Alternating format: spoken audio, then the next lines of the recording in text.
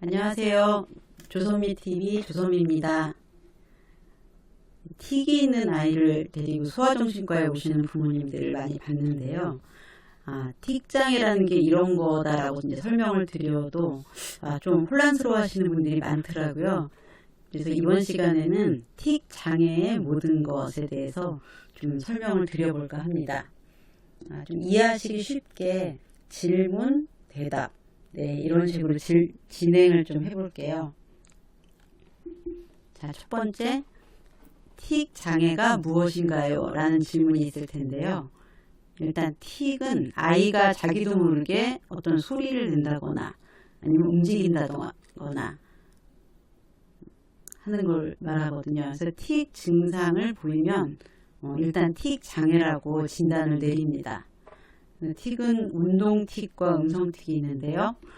운동 틱은 아마 제일 많이 아시는 게 이렇게 눈을 깜빡깜빡 하는 거. 어떤 애를 보면 계속 눈을 깜빡깜빡 빨리도 했다가 천천히도 했다가 그러는데 이제 눈 깜빡임이 가장 흔하고요. 그 다음에 이제 콧등을 이렇게 찡그리는 틱이 있어요. 콧등을 뭔가 이렇게 코에 벌레가 앉은 것처럼 코를 찡근찡근하는 그런 틱도 있고요. 또 어깨를 으쓱하는 틱도 있습니다.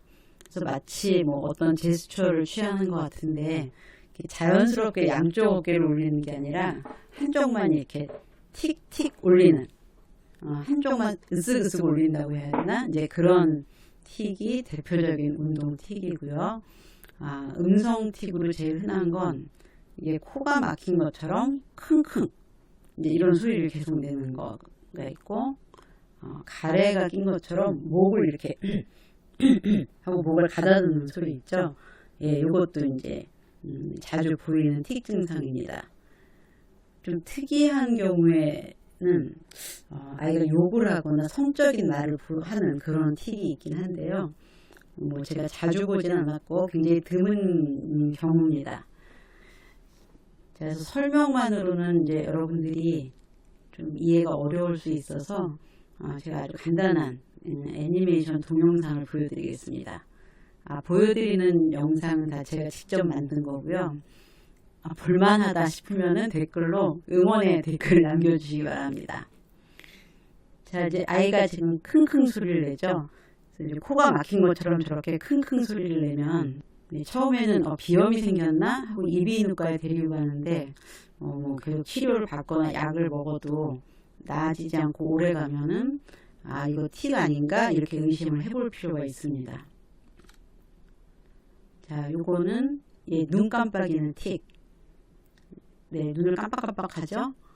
그래서 어떤 데는 아주 빠르게 하거나 아니면 좀 간혹 하거나 이제 이렇게 속도나 빈도의 차이는 있는데 눈을 깜빡깜빡 하는 틱, 운동 틱입니다.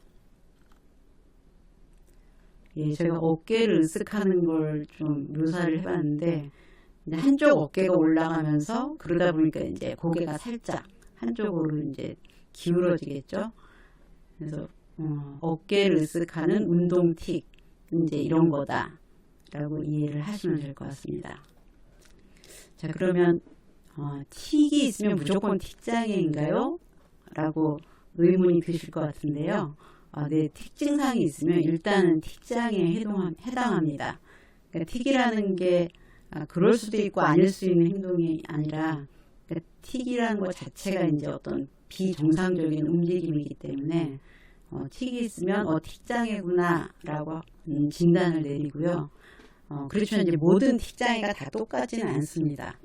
좀 심각한 게 있고 좀 덜 심각한 게 있는데 이 부분이 오늘 설명에서 제일 중요합니다. 그러니까 틱장애예요 라고 하면은 이제 가슴이 쾅 하고 내려앉을 수 있지만 어떤 틱장애는 좀 생활에 지장이 없네 이렇게 하고 지켜보셔도 되고, 어떤 틱은 빨리 병원에 가셔야 되는 게 있습니다. 자, 아까 음성 틱과 운동 틱이 있다고 설명을 드렸는데요. 그냥 음성 틱, 우리 애는 음성 틱만 있어 이런 경우도 있고, 우리 애는 눈만 깜빡거려 이런 경우가 있거든요. 그래서 한 종류만 보일 때, 그러니까 눈을 깜빡거렸는데 좀 있다가 코를 찡긋거려 이러면 이제 운동 틱이죠.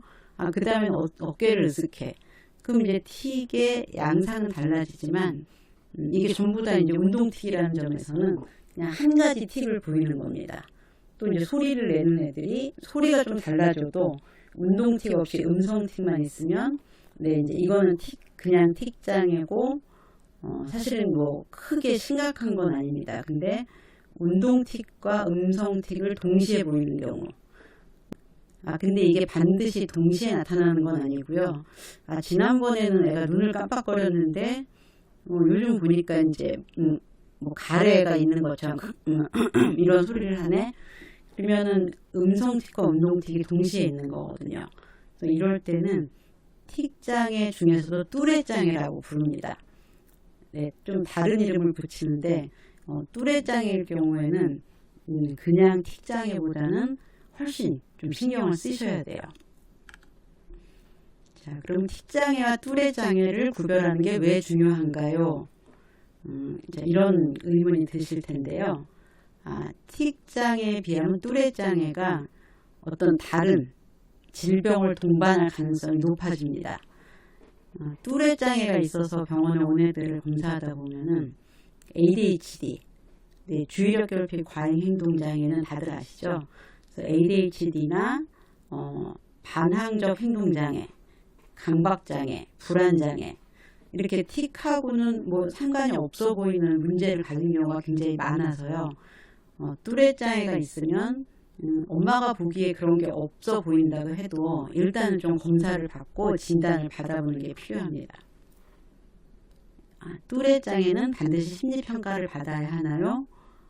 라는 질문을 하시는 분들이 많은데 틱이 있는데 왜 심리평가를 받지? 얘가 심리적으로 무슨 스트레스가 있나 알아보는 건가?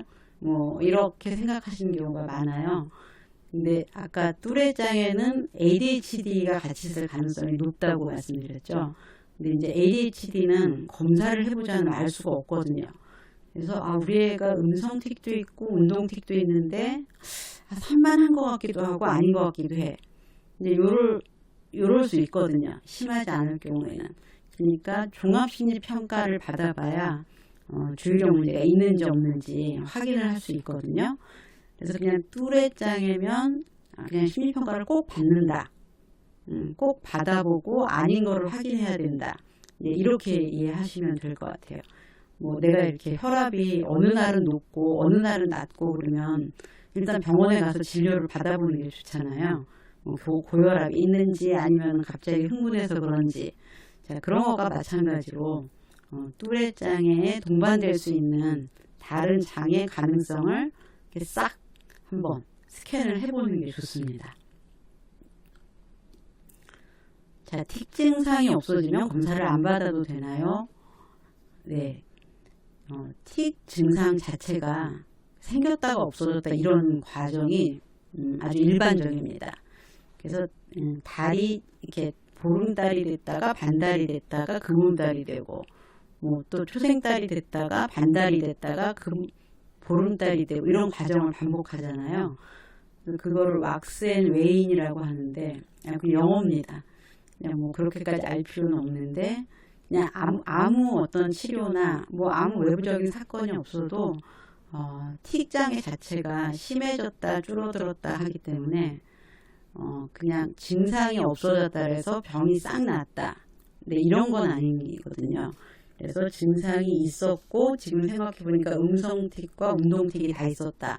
그러면 이제 꼼꼼히 이 아이한테 불안이나 주의력 문제가 있나 하는 거를 생각해 보실 필요가 있고요.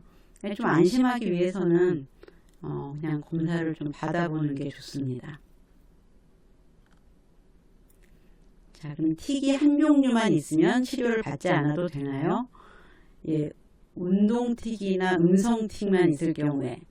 자, 그럼 뚜레장애는 이제 종합심리평가를 받아보고, 그 다음에 이제 치료를 어떻게 할지 결정하라 그랬는데, 이제 그런 경우가 아니라 한 종류만 있을 경우. 자, 그래서 한 종류만, 눈만 깜빡거린다. 이럴 경우에 꼭 치료를 받아야 되는 건 아닙니다. 자, 꼭 받을 필요가 없다는 거는, 제가 눈을 깜빡깜빡 한다 그래서 우리가 일상생활에 지장을 주지는 않거든요. 자, 그러니까 깜빡깜빡거리는 거를 꼭 걸줄여서 없어지게 하는 게 그렇게 중요한 건 아니고요. 만약에 틱 때문에 학교 생활에 문제가 생겼다. 뭐 예를 들면 애들이 좀 심하게 놀린다든지 아니면 음성틱이 있는데 소리가 너무 커서 수업 시간에 지장을 준다든지 할 때는 이제 요럴 때 치료를 받아야지 그냥 틱이 있는 것만으로는 전문가들이 꼭 치료를 받으세요라고 권하지는 않아요. 그냥 제가 보니까 애가 틱이 있으면 제일 괴로워하는 게 엄마더라고요. 엄마는 왜 보이니까 저거만 안 하면 좋겠는데 이렇게 하는데 사실 아이는 그렇게 힘들거나 괴로운 상태는 아니거든요. 그래서 그냥 그런 모습이 있지만 뭐 별 문제 없어 이렇게 생각하시고 좀 지켜보셔도 됩니다. 자, 치료는 어떻게 받나요? 자, 뭐 이런저런 이유로 해서 치료를 받아야 될 때 소아정신과를 방문해야 됩니다. 자, 틱 장애에 대한 치료는 약물 치료를 하는데요. 약물 치료를 하는 이유는 이제 이 틱 증상이 심리적인 문제가 아니라 이제 생화학적인, 그러니까 뇌의 신경 발달적인 과정에서 생긴 문제거든요.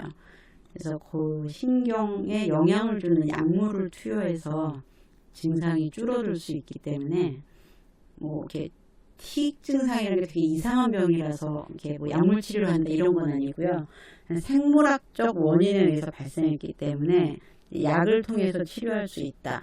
이렇게 이해를 하시면 됩니다.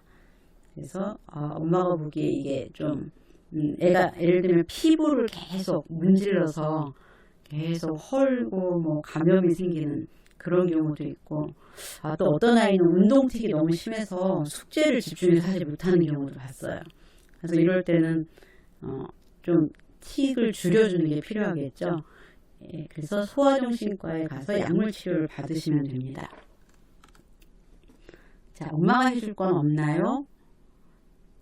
그럼 애가 틱을 보이는데 내가 그냥 지켜보거나 아니면은 필요할 때 치료를 받으면 되나? 그것만 하면 되나?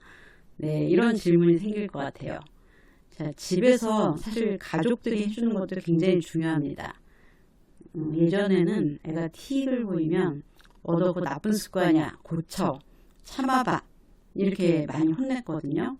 이거를 일단 절대로 하시면 안 돼요. 자, 그 이유는 이 틱이 자기도 모르게 그렇게 하게 된다는 거거든요. 그러니까 자기도 모르게 하는데 그걸 갖고 뭐 하지 마라, 나쁜 습관이다 이렇게 되면 아이가 굉장히 긴장하게 됩니다. 위축되고. 그럼 이제 이게 스트레스가 돼서 또 이제 틱을 더 증가시킬 수 있거든요. 그래서 온 가족들이 이 아이가 틱이 있다는 걸 모른 척 할 때 제일 좋아요. 그걸 참아라 왜 그러냐 하는 거는 배가 고프다고 왜 밥을 먹냐, 왜 숟가락으로 먹냐 이제 이런 거랑 똑같기 때문에 아이는 잘 못 느끼거든요. 내가 지금 눈을 깜빡거리는지 어떤지. 그러니까 가족들도 그냥 얘가 눈을 깜빡거리는 것 같은 게 없구나. 네, 이런 식으로 해주시는 게 제일 좋습니다. 그리고 조금 더 뭔가 도움을 주고 싶으시면 스트레스 관리를 좀 해주세요. 이게 틱이 스트레스가 심할 때 좀 더 증가될 수 있거든요.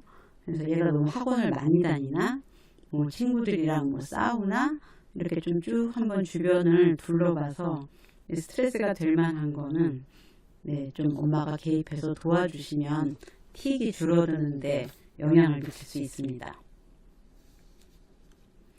자, 지금까지 쭉 설명을 들으셨는데요. 네, 지금 핵심을 마지막으로 좀 정리해 드리겠습니다. 그냥 요 세 가지 마지막으로 기억하시고 또 필요하면 전체 영상을 다 보셔도 될 것 같아요. 네, 핵심 정리 첫 번째, 음성틱이나 운동틱 두 가지를 다 보이면 일단 종합심리평가를 받아보세요. 자, 두 번째, 틱이 심해진다고 해서 너무 스트레스 받지는 마세요. 세 번째, 절대 지적하지 말고 마치 그런 증상이 없는 것처럼 대해주세요. 네, 간단하게 정리가 되어 있죠? 네, 그래서 이번 시간에는 틱장에 대해서 말씀드렸고요. 예, 다음번에도 도움이 될 만한 정보로 찾아뵙겠습니다. 감사합니다.